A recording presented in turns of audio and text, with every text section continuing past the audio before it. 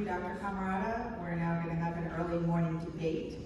Our first speaker will be Dr. Sultan, who is going to tell us that LDL cholesterol lowering and statins for prophylaxis of vascular events are dangerous and not helpful. What does the latest evidence show?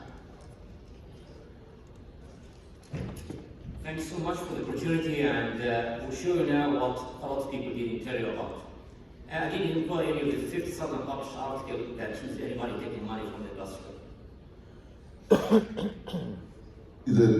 The government regulators have been bought off by Big Pharma. I think that's what you're saying when you say that this entanglement has occurred. You said agency employees are actually getting royalties, getting payments on vaccines and drugs that they approve. Is that true?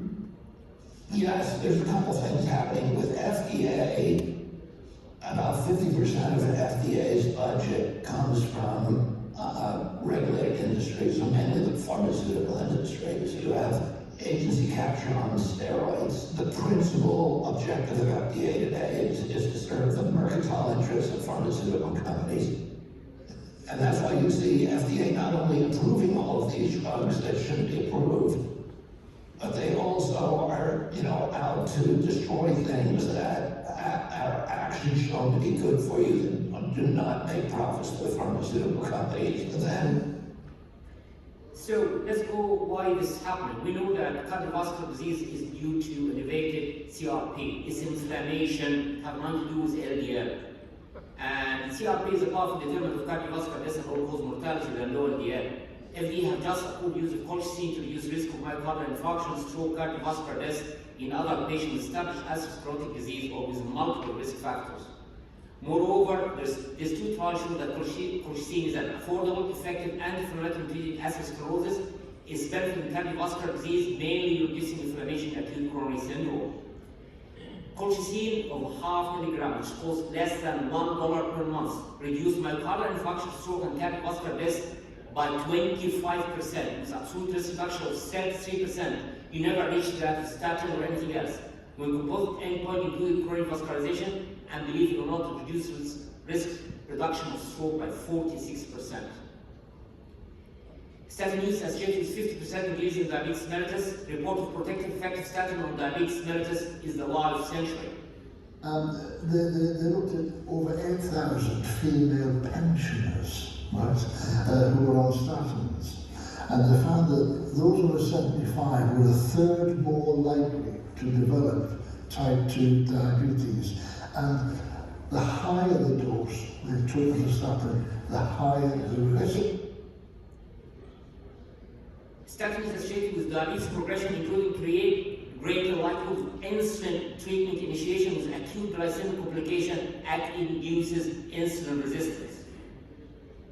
The FDA linked the epidemic of congenital decline, dementia, ALS, and motor neuron disease to all types of statin, as FDA confirmed a 10,000-fold increase in ALS with statin use. Cholesterol guidelines expand the number of people eligible for statins. Their decry is a big kiss to Big Pharma.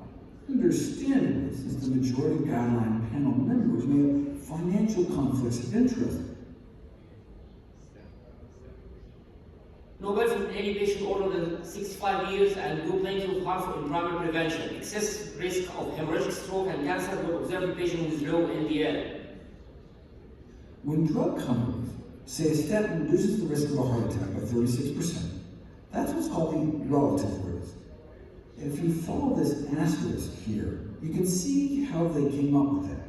In a large clinical study, 3% of patients not taking the statin drug had a heart attack within a certain amount of time, compared to 2% taking the drug. So the drug dropped heart attack risk from about 3% to 2%. That's about a 1/3 drop, hence the 36% reduced relative risk statistic. But another way to look at 3% to 2% is the absolute risk only dropped by 1%. So in effect, your chance of avoiding a heart attack over the next few years is about 97% without treatment, but you can increase it to about 98% by taking a statin every day. Restoring the invisible and vulnerable trial, the right investigator and realized prior mortality data due to inconsistency in reported outcome. Investigator caution mention against confirmed cardiac risk of PCQ9. PCQ9 gene loss associated with increased risk of diabetes, sudden death, and higher risk of cancer.